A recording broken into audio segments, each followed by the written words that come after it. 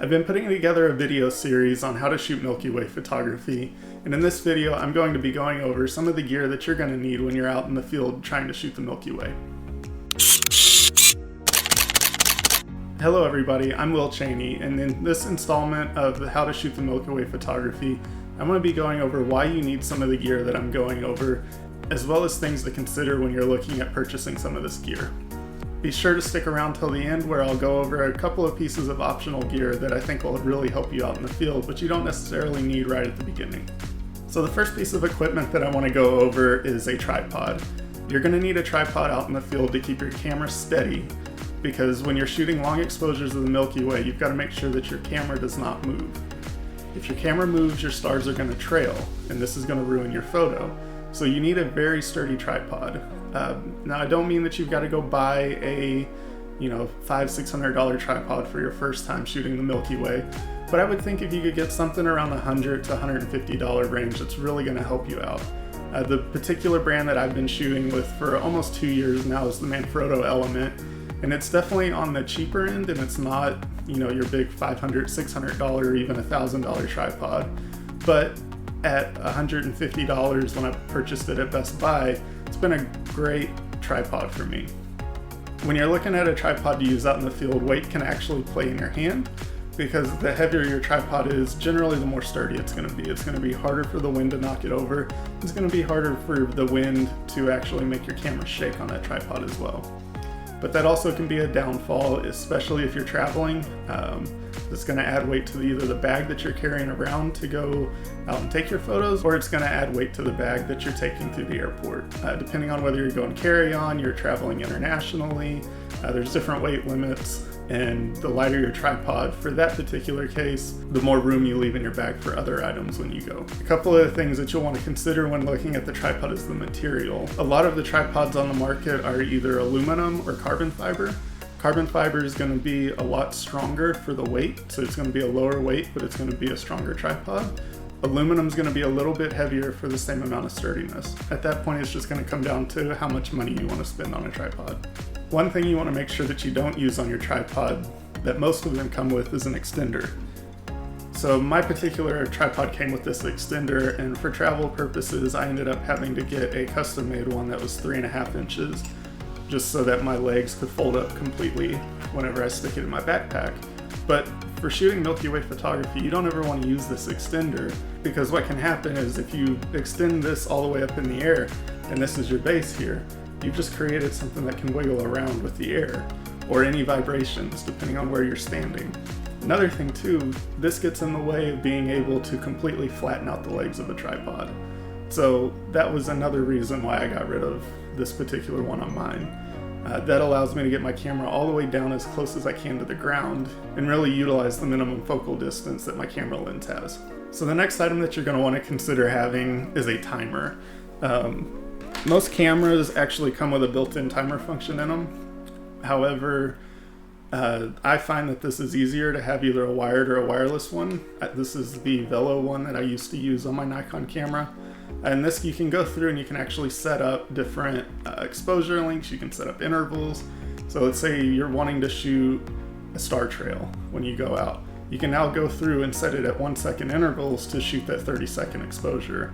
So you can then take 100 exposures, walk away from your camera, and it's just clicking away. So I started off with a wired timer, but I just found I got annoyed with it. Because half the time I didn't really have a good way to hold it onto my tripod. They do make some little adapters where you can stick this portion of it in and it holds it onto your leg. But more than often than not, I found that I would set it up and I'd go sit in a chair some 20 feet away and I would have no idea where I was at on my exposing. So at that point, I switched from using this wired one over to a wireless system. And really all this wireless system has, it's got a little adapter that attaches to the top of the camera, and then you get the wireless remote. Anyways, it works just about the same as the other one, a little bit different settings. It's a different brand. This one's a Pixel Pro, and works great. And I like it because I can start taking my photos, and I can go walk away from it for a little bit if I want to. And I don't have to worry about the other one that could be hanging in the wind, swinging a little bit, adding vibrations to the camera.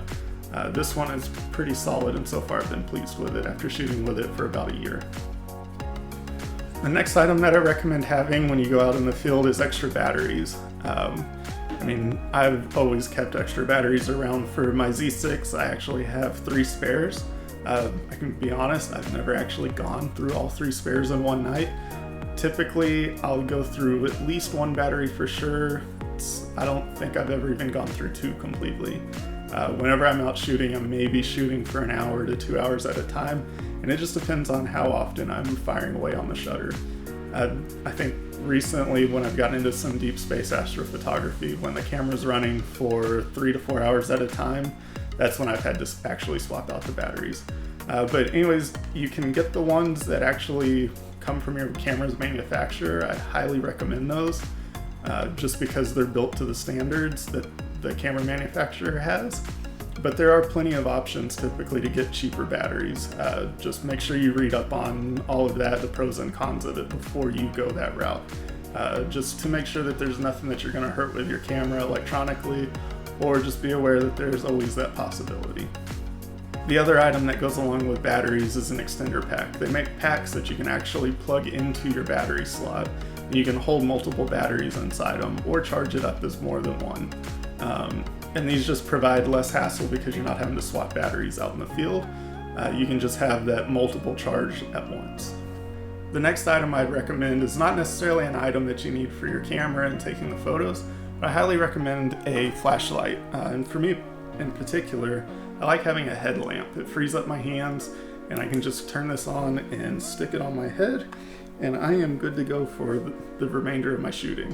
And I can turn it off whenever I'm ready to shoot and I don't want any more light. And this one also comes with a red light, and that'll help you save your eyes when you're out in the field. And you can switch it pretty easily back to white, and it will go to a strobe mode, and then it goes back to off. The final item that you'll want out in the field, maybe not necessarily when you first go out and get started, but as you start to progress, and I'll do some videos on this, is getting into light painting and low-level lighting. So for that, this particular one here is a LED lenser. If you follow Richard Taddy, which I highly encourage that you do, go follow his channel because he gives a lot of great information. This little light here gives off a ton of light. And then you can also put in color gel filters in there and to help you white balance however you want for your photo. But like I said, I'll go into some more on using this in a later video, but it is an item that you should consider getting. Along with that flashlight, I would also recommend later on getting LED light panels. This particular panel is like $25 on Amazon, and I found it to be extremely beneficial for low-level lighting. One cool thing about it, you can take this, and you can actually swap the back, and this orange filter here will actually give you the right color temperature that you need for doing your low-level lighting at night out in the field. And then also, there's multiple uses for those 96 count LED panels. The light that's actually lighting me for this video right now, the white light, is actually used one of those panels. And back behind me, I actually use one for my mood lighting here in this room. So, think ahead, there may be other ways that you want to use these lights in the future.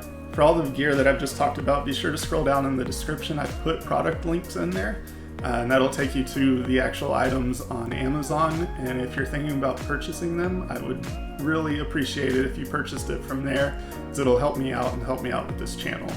So the first optional item that I think you should look into is getting an L bracket for your camera. With my particular camera and the lenses that I had, as well as the ball mount that I use, I actually mount that goes to my ball mount between the camera and the mount didn't really work well when I was using the FTZ adapter for the Nikon cameras. So that was originally why I switched to a L bracket, and as soon as I did, I'd probably never go back to shooting without one.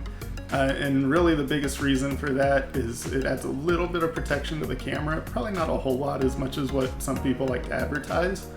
But when you're out in the field shooting and you want to go from a vertical to a horizontal composition, it's really quick. You don't have to mess around with if your ball mount has like a weird little notch in it, you don't have to try to get everything situated correctly. You literally just unscrew the back of your mount, flip your camera, screw it back on. So I think that's something that you should look into. By all means, it's not necessary for Milky Way photography, but I found it extremely helpful.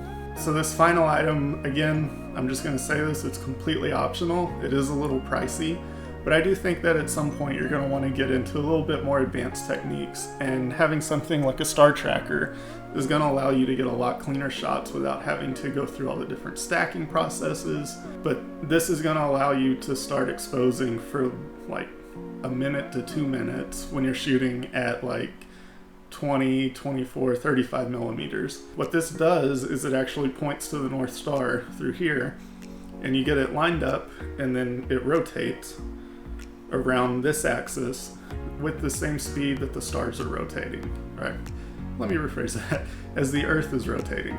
And that's going to prevent the stars from trailing, and you're going to be able to bring in a lot more light and get a lot better photo of the Milky Way, or even if you want to with these, eventually getting into deep space astrophotography. But I'll go more in depth on how to use this in a later video, so be sure to subscribe and also ring the bell while you're here so that you don't miss that video.